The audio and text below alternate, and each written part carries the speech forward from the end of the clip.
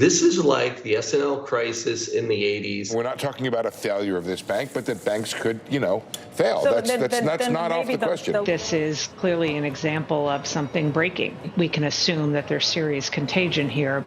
The biggest bank collapse since the 2008 financial crisis, and it shut down today.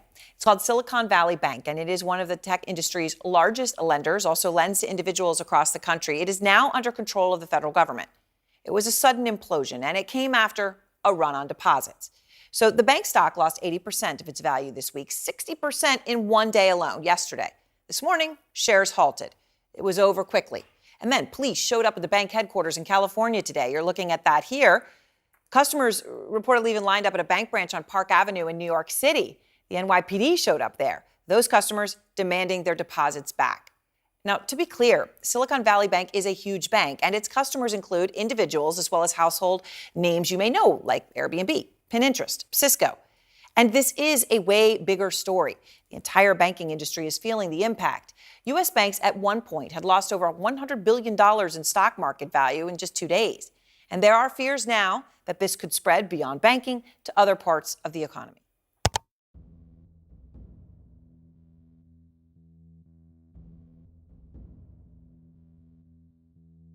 Well, it looks like they're not wasting any time in escalating this financial crisis. If you watched the last series on what happens at the end of the Bible, maybe right now you can better understand why Yah placed that topic in such a high priority for me to communicate.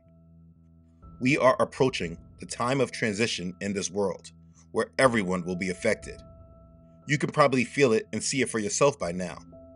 And the focus of that last series was for you to focus on the promises and not about all the events that could bring fear and anxiety. If you've been following this channel over the years, none of what is currently happening should be new or surprising to you. In fact, it is my sincere hope that while many of you heard about this banking collapse, you are already built up in enough understanding of what is to come that you're able to move in strength, not fear, while all of this propaganda and the narratives are forming. Over the years, I have made so much content on explaining the coming economic collapse that I often feel like I don't need to expound on these things anymore.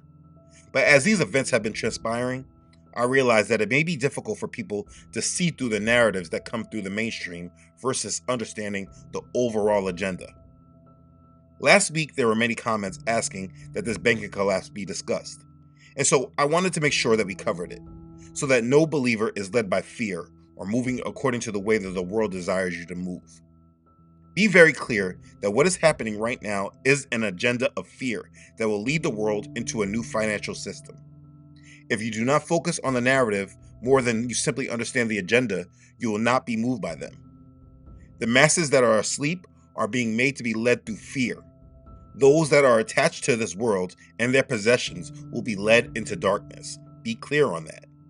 Those that are awake and live in trust in Yah will be led into the fulfillment of Yah's promise for all of us, being led into his kingdom, which we thoroughly discussed in that last series.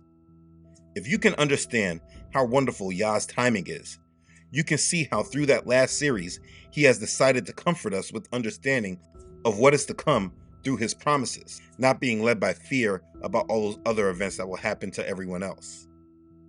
Through understanding the wonderfulness of end times Bible prophecy, he has directed us to not live through fear of what is to come, but to hold on to his promises with hope and trust in him.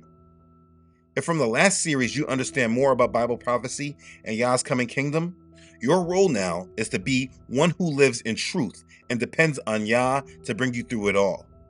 Now, that does not mean that you will not be tested and that the devil is not going to try to provoke you through fear. No. These things will come at you, but you have been built up to be set free from this world system and the direction that is taking the masses that have not made Yahuwah their focus. This banking collapse is a very important leg to their takeover, but there's a lot more to come. I want to make sure that all believers have proper understanding of what they are seeing. So we're going to discuss what has happened over the past week or so, along with what else is to come. If you are a Kodashim, a set-apart one, who is obedient to Yahuwah and holds the testimony of Yahusha, you have nothing to fear. This banking collapse is the beginning of the separation of kingdoms. It is the satanic kingdom versus Yah's kingdom. While all this is unraveling, it may be a little unsettling as the world as we know it is about to change. But if you hold onto your faith and trust in Yahuwah, you will come out of this refined as gold, able to obtain the promises he has for those who love him. So let's understand the banking collapse and how believers should react to it. Let's begin. News today that reminded so many of us of the unsettling times that came with those banking failures back in 2008. Tonight, a bank has been seized by state and federal regulators. This is the biggest bank failure since 2008, and this evening, so many customers demanding to know, where is our money? Now, this bank, the Silicon Valley Bank, a favorite of the tech industry. Customers today rushing to withdraw their money, finding branch offices closed and ATMs not working. Tonight here, the White House is pressed. Could other banks be next, and what safeguards are in place? Okay, so first thing, I would recommend, if you don't have an understanding of finance and economics, to not follow the mainstream media as they discuss what is happening. Like, if you now see that there's a problem and then you just go to the news to see what is happening, you can be misdirected and misguided. Like, for example, I have family that have ignored most of my warnings about the world. And as these events have happened, I asked them if they heard about it. At first they said no, because they do not follow what is happening in the world. But sometime after, they went to the news to find out what's going on. And when they do that, they are just regurgitating the narrative that the mainstream media is giving them, which is now making them just a puppet, speaking thoughts that the media has given them to think on the subject. But what they don't realize is that what they're saying out their mouths about what they think is happening is not necessarily the truth. It's just how the media wants you to believe is the truth. So just using them as an example, my advice to all is to not follow the mainstream media, because their job is not to inform you, but to indoctrinate you into following their narrative. Now, I do recognize that this may be hard for those that have just come into the truth, but please understand that if you're just waking up, your best bet is to avoid the media and understand these things from views outside the mainstream. So in watching this video, I'm not going to regurgitate all the same information the media has been giving you for the past week or more. I don't care about their narrative and how they say we got here. I don't care about any of that. The point you need to understand is that this is not by accident. It is carefully planned and calculated. So what's the end goal? This video will speak to the financial aspect of the agenda. It's to move the world from the current financial system with paper fiat currency to a digital financial system with digital currencies on the blockchain, cryptocurrencies. The end goal is a complete change of the financial system where all money will be digital. We will first be going to central bank digital currencies. But I don't want to get ahead of myself here. That's where we're going, and everything that is happening is to provoke people by fear and panic so they can be herded into the new system. If you attach to their narrative, you will be attached to their plans. So, with all that said, if you really want to understand what has been happening, we actually need to go backwards. So the first thing you might want to understand is that right now, they're labeling this as a banking collapse. But again, this is the mainstream narrative to keep you out of line with what is really occurring. Yes, banking is a problem, but it is not the problem. The problem actually is with debt. This is a debt crisis. And being that banks are on the front lines of debt, this crisis is being attached to them so that people still are not completely free and they still make the hole deeper with debt. I've made a great deal of videos about debt for a long time, so I will not go over it in great detail in this video. I'll just give an overview. This all started after the financial collapse of 2008. This is when the housing collapse caused a great recession, and in order to stop a full collapse of the system, the government engaged in bailouts, 0% interest rates, and quantitative easing. For many of you that are in your 20s and your 30s, you may not understand any of this because you were a child when all of this was going on. But everything that happened in 2008 was a big deal that brought you to where you are right now. So if you don't understand what happened at that point, you can't really understand where you are right now.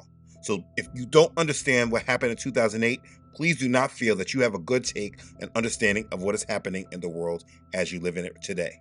Just need to make that clear to the younger ones. But like I was saying, since that period in 2008, we have had about 12 years of rate at 0%, which means that the world has been borrowing money for free for more than a decade. And from this, the debt levels of the world have run up drastically. And while the debt levels were also going up, they destroyed the value of the currencies of the world because they were able to print money without consequence. The United States, above all, was able to do this because they have the world reserve currency. So they were able to print the most. And then to keep up, the other central banks of the world printed as well. Basically, what I'm explaining is that since 2008, the debt levels of the world have been driven up dramatically without real consequence. And the economies of the world have benefited because when they were in need, they could borrow money for free. That's the simple way of saying it. And so before we get to this present day where we are right now, you need to know that what happened in 2020 escalated everything even more. There were many different agendas that were accomplished during COVID, but we will focus on the one that is spoken about the least, which is the explosion in debt. It was actually 3 years ago, March 13th of 2020, in which I made this video, which explained this even before COVID really took off and they achieved all their other agendas. This video was What They Aren't Telling You. This is all about debt. And if you rewatch it, the video aged well. If you feel you are behind on this subject, then go back to this video and watch it next. This is why I say that if you have been following these videos over the years, none of this should surprise you. In that video, I explained the debt bubble and how they would use COVID to drastically increase the size of the debt bubble. And over the 3 years since that video, that is precisely what has happened. So what has happened is that debt levels have increased to ridiculous levels, and after 2022, when the Federal Reserve increased rates from 0% to 4% in 1 year, one of the fastest rate hikes in history, the world that has been addicted to free money is now having to pay for it, and now everything is coming to a complete halt.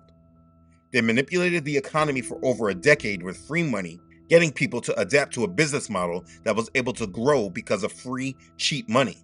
And by consequence, this increased debt to levels the world has never seen before. And then it devalued the currency so that inflation is just as much a problem as debt is. And so now the central banks have to decide which problem they want to solve. But they cannot fix both.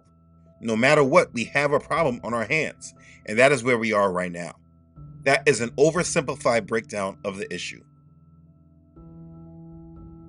So why do they do all this? For many people who live in the matrix, they actually believe that these governments and leaders actually care about the people, and they are all about making the world a better place. But if you are a Kodashim, which means a set-apart one, you should understand that that is a very naive way of viewing this world. The reality is that they have been working on an agenda of bringing the world together on the same path, so like dominoes, when one nation falls, they all fall after one another. They have been working to link the world financial system together so that it is all attached, so they won't have independent outlier nations not being affected by the troubles of the world. Everyone will be affected. They have been working on an agenda to completely link the world together so that they can make the system fall altogether, and then together they rebuild it stronger afterwards. Everything they built will fall! And from the ashes of their world, we'll build a better one! We knew that despite all the diplomacy and the handshaking and the rhetoric, that to build a really better world sometimes means having to tear the old one down. And while they've been working on doing that, they have been aggressively attacking our values and our morals so that the world is more satanically led with a value system of do what thou wilt, do what you want. They have been attacking our values and our morals while attacking the system that has been made to be the foundation of everyone's world. This is what they've been doing and what they've been taking so long to build. The only people that will not be affected by all this will be the set-apart ones, grounded in Yah's word and trusting in Yahuwah's promises, those that have made his kingdom and his system our foundation. But this is what we all been seeing, and so this brings me back to the beginning about following the mainstream media and their narrative. Because if you do not have this major understanding of the devil and the details behind this mainstream narrative, you will fall for their agenda and not realize that this is all happening by design, not by mistakes or simple oversights. This is by design. The world is being steered into a new system, and it will only be those solidified in their faith in Yah that will come out of it whole when everything is said and done. If you've been planning a life that's surrounded by debt, your mortgages or your student loans or loans for businesses, all those things about loans, you've been attaching your life to a system of debt that will fail. The plan is not sound. And that is why it's important to live in reality and not by following the ways of this world. But I digress. Let's look at what's happening. Over the past week, we had about 4 banks fail. The abrupt closures of 3 banks in a matter of days that are now sending shockwaves across sectors of the economy and raising concerns about the U.S. banking system. It started last week with Silvergate Capital, a big player in the crypto industry. That market's recent collapse caused many of the bank's large customers to take out their money. Silvergate announced it would close its doors and sell whatever assets it had left. At the end of the week, those with large deposits in Silicon Valley Bank made big withdrawals based on fears SVB was running out of enough money to cover deposits. The fear fed on itself, and by Friday, the 16th largest bank in the nation could not keep up with the withdrawals and was seized by California regulators. Just 2 days later, New York state regulators shuttered Signature Bank, another victim of the crypto plunge. The volatile situation sent the stock prices of several banks plunging Monday as regulators moved to keep bank depositors from banks that are still open from losing faith in the wake of Silicon Valley Bank's collapse. Now, there is a 4th bank, First Republic Bank, that they are conveniently leaving out of mainstream attention right now, but it's still right in the mix. And then we had Biden come on and tell everyone it's all good, that our money's all safe, telling us that the banking system is safe and protected. Why? Because they're protecting it. Today, thanks to the quick action of my administration over the past few days, Americans can have confidence that the banking system is safe. Your deposits will be there when you need them. Small businesses across the country, the deposit accounts at these banks can breathe easier knowing they'll be able to pay their workers and pay their bills. And their hardworking employees can breathe easier as well. Last week, when we learned of the problems of the banks and the impact they could have on jobs of small businesses and banking system overall, I instructed my team to act quickly to protect these interests. They've done that. They've done that. And so, again, as I have repeatedly been saying, it's all about who you trust and who you believe in. Most people in this world, even though they don't want to believe in this obviously not well man, they want to believe in the system, so they will believe him. But those who believe in Yah and understand the word, they know that the system has to collapse so that the world can move forward into judgment. No one's money is safe unless you're at the top of the class. And even these people, the kings of the earth, will only be safe for a short period of time. But here is what is not being said. While they're saying that your money is safe, they're not calling it a bailout. They still are bailing out these banks. They say it's not a bailout because they say it's not taxpayer money, but it's corporations' monies that are propping up these banks. But it's semantics. They don't want to say bailout, but they're doing a bailout. These banks are being bailed out currently. Listen. It was a weekend that reminded a lot of folks of the troubling times, the tumultuous times of the great financial crisis. Regulators scrambling to shore up a fragile banking system, taking several historic steps to avoid a banking crisis. Investors asking themselves this morning, did they succeed? The failure Friday of Silicon Valley Bank, it was the 2nd largest failure in U.S. history, what some call the first bank run of the digital age because the concern was created by tweets. It created the risk of a broader run on small and regional banks throughout the country, and that companies with their money in SVB wouldn't be able to operate or make payroll this morning. Looks like now none of that's going to happen, with a caveat, Andrew, a source of mine telling me it's not always that smooth. So here's what officials did. They guaranteed deposit SVB. They shut down Signature Bank. Also, as Becky said earlier, there's new financing at First Republic. You can be sure regulators made that happen. They guaranteed all uninsured deposits, folks. If you're uninsured at a bank, you're guaranteed, at least for a period of time here. And they created a new Federal Reserve Fund that will finance bank assets. They eased lending rules at the emergency discount window to make it less expensive to borrow there. Officials said they took these actions to avert a situation where uninsured depositors would pull their money from essentially healthy banks, and the nation's deposits ended up only in big banks. They insisted the banking system is strong and well capitalized. You see, what they have said might have gone over your heads if you're not familiar with a lot of their terminology and those actions. But let's just keep it simple. If people didn't lose their money, even though the bank doesn't have their money, it's because the government has stepped in to make sure that no one loses their money. And that is called a bailout. These banks that failed don't have the customer's money. So the government is providing the liquidity for these banks. And believe me, this is the same for all banking, especially in the United States. The banks don't have your money. They loan it out and do whatever they want with it. That's how banking works. And what happens with these bailouts is that these companies, these banks, they get rewarded for gambling with your money because they're not really actually holding your money in the banks. This is an illusion. But again, I don't want to get ahead of myself. What I'm trying to say is that the government has been bailing out these banks so far. In a free market, the way the market is supposed to work is that when there's problems, you let these banks or these companies fail and let the market sort itself out. But what the government has been doing since 2008 is not letting anyone fail. You remember those words, too big to fail. They say that's too big to fail because it's going to affect everyone and they don't want that to happen. So they just make the problem bigger and bigger, kicking the can down the road until the whole system implodes because they can't save the system forever. Eventually, even if they did do that, it goes back to the dollar because all they're doing is continuously printing dollars and dollars, saying that they're going to provide liquidity. But when they do that, they're pumping more money into the system, which increases inflation and devalues your currency. This never fixes anything. This is what I'm trying to say. But I'm getting ahead of myself. Let me slow down. As a part of their narrative, the whole United States banking system has been given a negative outlook by Moody's rating agency.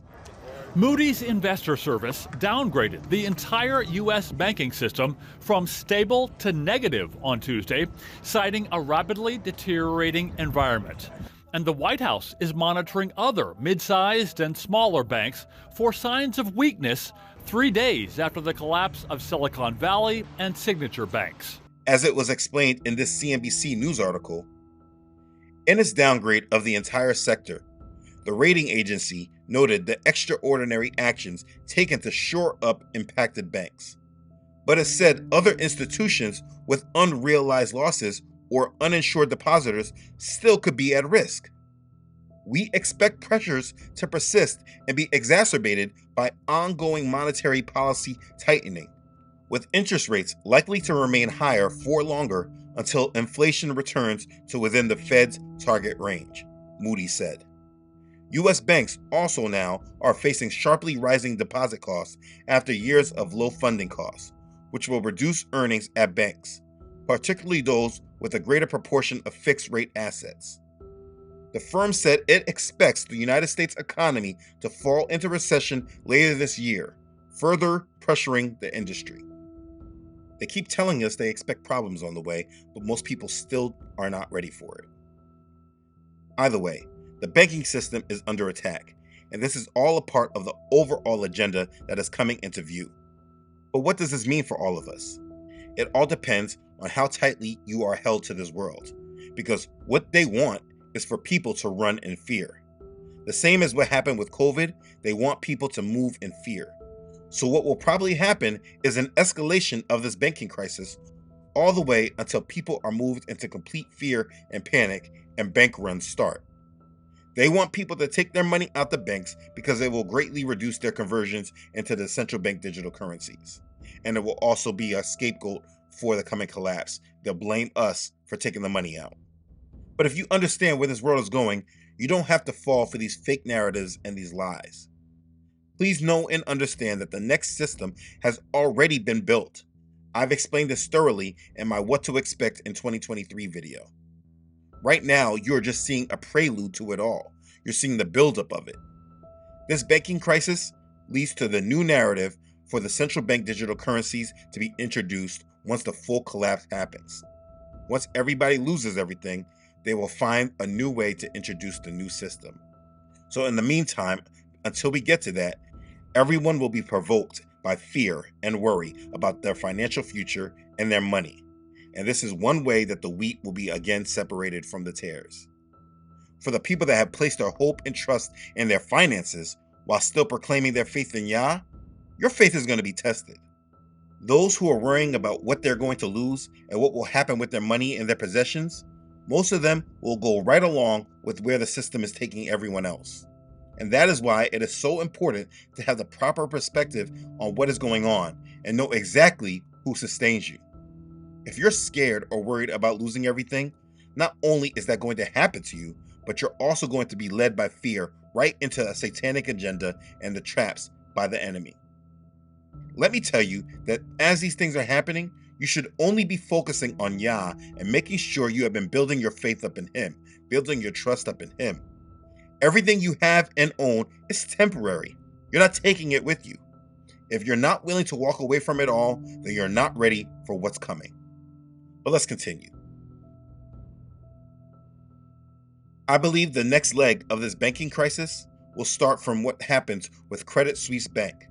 But right now you have other banks already talking about bailing them out too. But that bank has been in the news for a few years speaking about their problems. So it wouldn't surprise me if they use them as a scapegoat. But either way, what we know is that one of these banks will be like a Lehman Brothers and they will let it fail and it will send ripples throughout the banking industry, prompting a collapse. They are just introducing the problem, but it doesn't mean that we're fully there yet. It doesn't mean that they're ready to make the full scapegoat for a collapse just yet. They're just telling us and showing us one main problem that will have to be dealt with in the Great Reset, which is the banking system. You see, the banking system, it has to go. And if you already understood where this world was going, this would already be an expectation for you, well before these problems started coming online. If you understand cryptocurrencies, you understand that in the new system, there will be no need for banks to hold your money. They might offer loan products, but they will not work in the same way that we know them today as the holders and fiduciaries of our money. You don't need banks in a cryptocurrency economic system. It's peer-to-peer, business-to-peer. You don't need intermediaries. You don't need banks in the middle. The fall of banks is inevitable in a cryptocurrency economic system. But the thing is that people still don't understand crypto, so they just don't get it. But if you know where the world is going, then you understand what has to happen. And these games and narratives are not for you. This is why it's always best to detach from this world. They have a lot of different agendas on the table. I mean, at this same time that they're discussing this banking crisis, the Pentagon is also saying that an alien mothership in our solar system could send mini probes to Earth. Chinese spy balloon or whatever else U.S. fighter jet shot down last month? Tonight, out of Harvard University, a draft paper about mysterious flying objects sounding almost like science fiction. There's a lunatic! Loeb teamed up with the Pentagon office that investigates unidentified aerial phenomenon, and they released this draft report that indicates it is possible that alien ships have already visited our solar system. Yeah. Or did you forget that a Russian jet recently collided with a United States drone? First, we want to bring you the latest on what we know about a dangerous aerial encounter in the sky today between the United States and Russia. The Pentagon saying a Russian fighter jet poured fuel on an unmanned American drone, then collided with it over the Black Sea. It sent the American aircraft into the water. The confrontation escalating already high tensions between the countries, which are telling different versions of today's event. Or what about China now stepping things up a notch and saying if the United States does not change their ways, we're all headed into conflict? 如果美方不踩刹车，继续沿着错误的道路狂飙下去，再多的护栏也挡不住脱轨翻车，陷入对抗冲突。 We've never heard them talk like that. And do you know what is still lingering over our heads, but they just don't really report on it right now? They'll report on it when they're ready to. The United States still has not passed anything about the debt ceiling, and they have already said if they do not pass the debt ceiling by early June, the United States would default, and that would be a catastrophe. The U.S. might soon be unable to borrow money to pay its bills.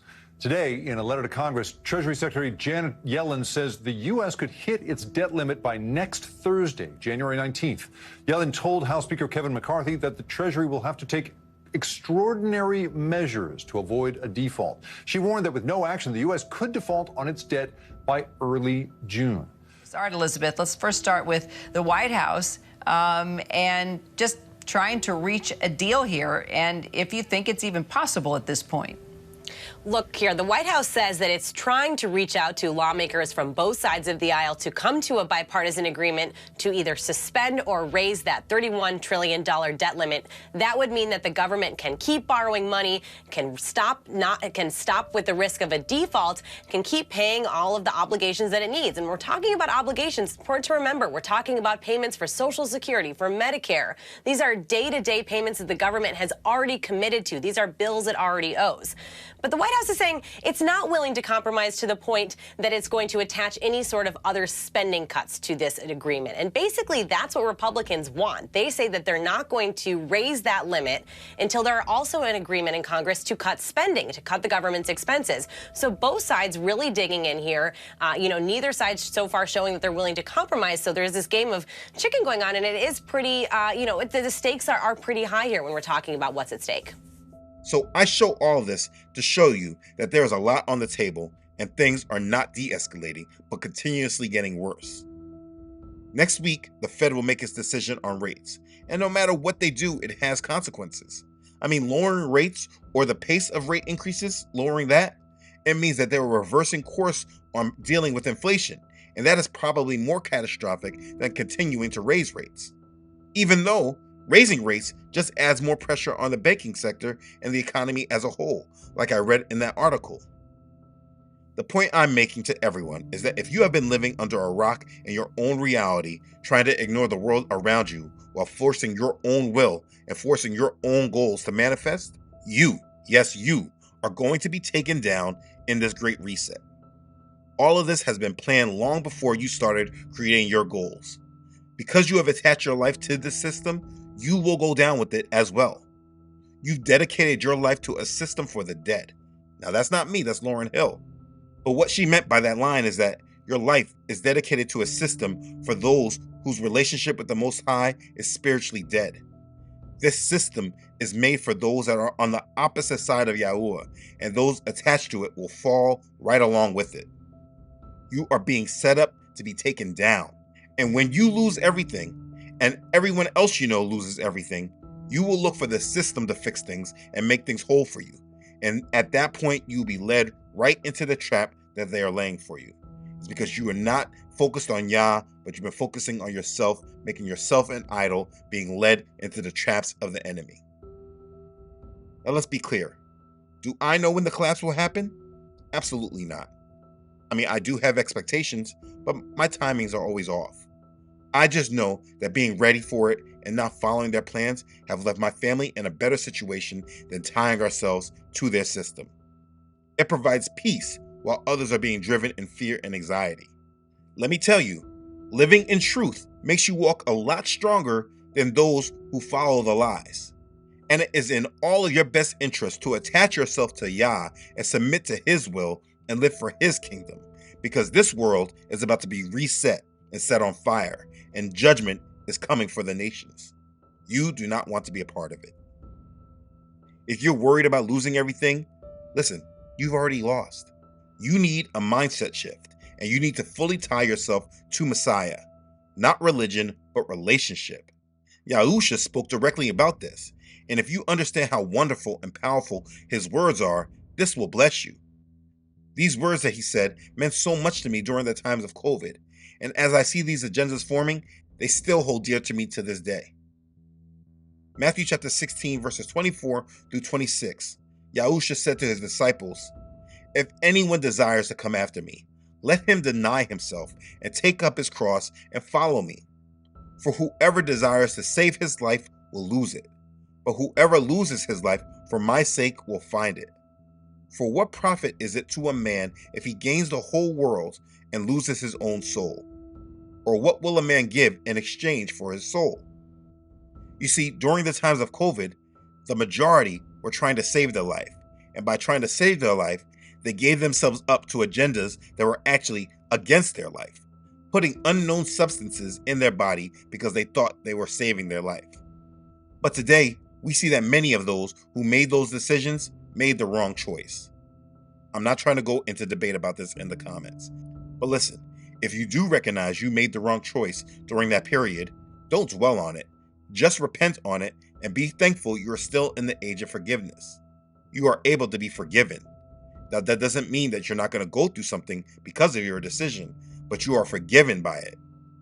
The point I am making is that those who try to save their lives will lose it, but those who lose their life for his sake will find it. As he said, it doesn't profit us to gain the world and lose our soul. So rather than worrying about all this that we can lose in this coming reset, get to a point where you do not care what happens to these earthly possessions. This world is much more than these earthly possessions that we obtain, and being in America can often make lose sight of it, because obtaining possessions is what being an American is all about, unfortunately. But if you make this world and all that it offers be the whole point of you being alive, you will lose your soul. If what you have is so important that you will do anything to keep it and not lose it, you are an idolater and you will not see the kingdom of heaven. I have to make it plain to you.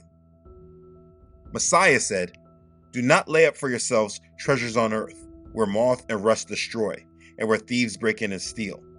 But lay up for yourselves treasures in heaven, where neither moth nor rust destroys, and where thieves do not break in and steal.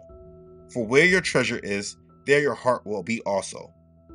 Matthew chapter 6, verses 19 through 21.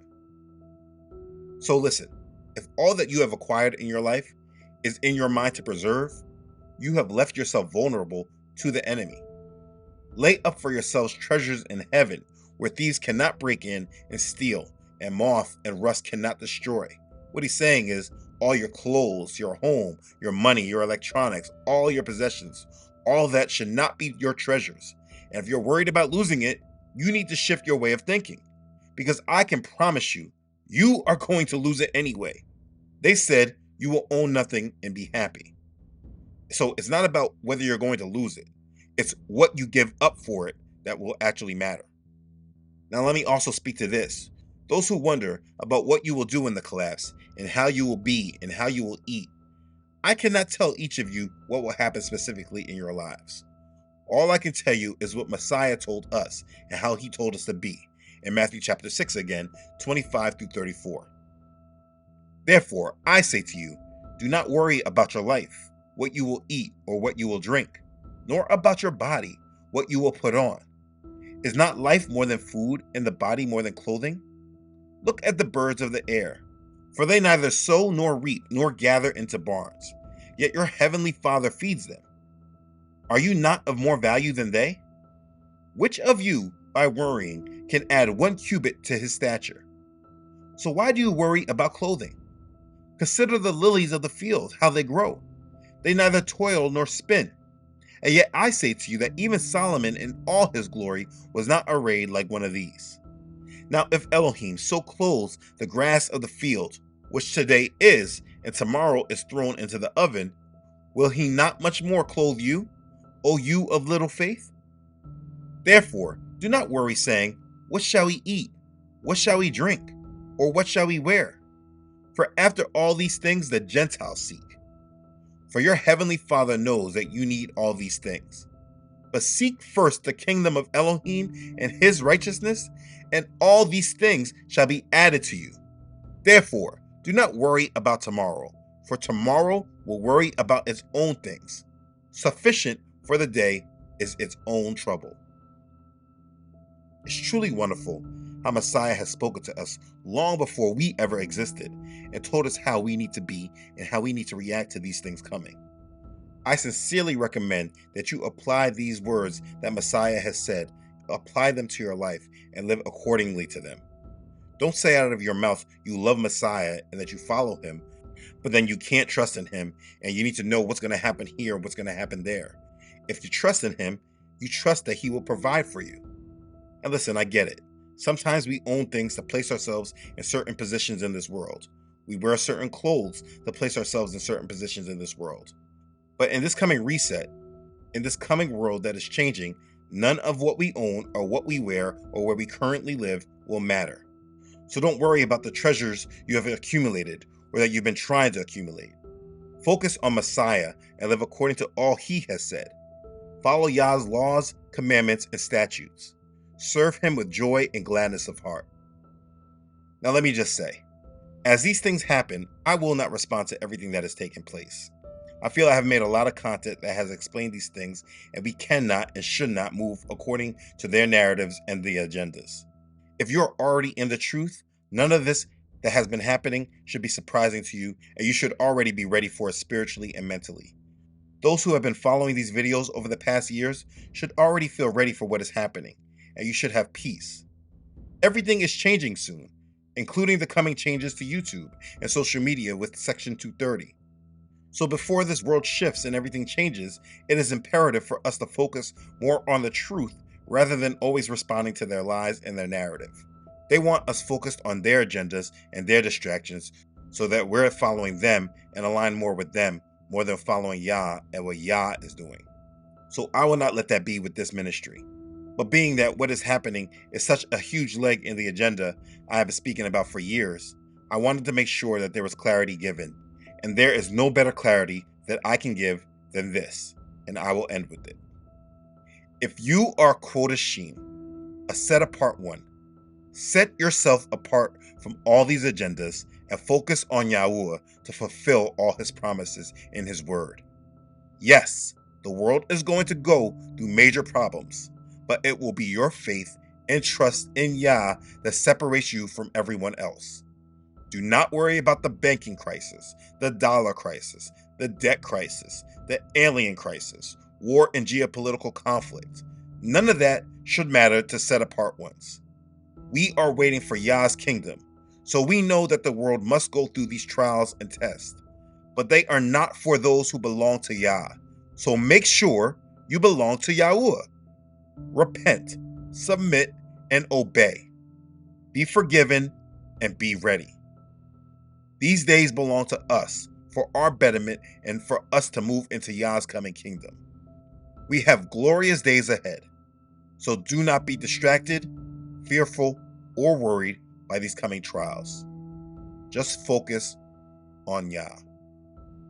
My brothers and sisters, be ready and be blessed. Hallelujah. Praise Yah. Okay, thanks again for watching. If this has blessed you, please make sure to like it and share it with others. If you haven't done so already, please make sure you subscribe to this channel. Yah willing, I upload every Friday. Don't forget to follow this ministry on Facebook and Instagram, as well as on the website. If for any reason you do not see this channel any longer, you can always find this ministry on truthunedited.com. Please make sure you subscribe to the email list to always stay connected. Please continue to pray for this ministry. Your prayers and support are sincerely appreciated. As always, thank you to those who donate to this ministry. Please know your contribution is a huge blessing to this ministry and helps me continue on with the assignment given. Your support is a blessing, and I'm always humbled by it. Be blessed. Okay, thanks again everyone for watching. I love you all.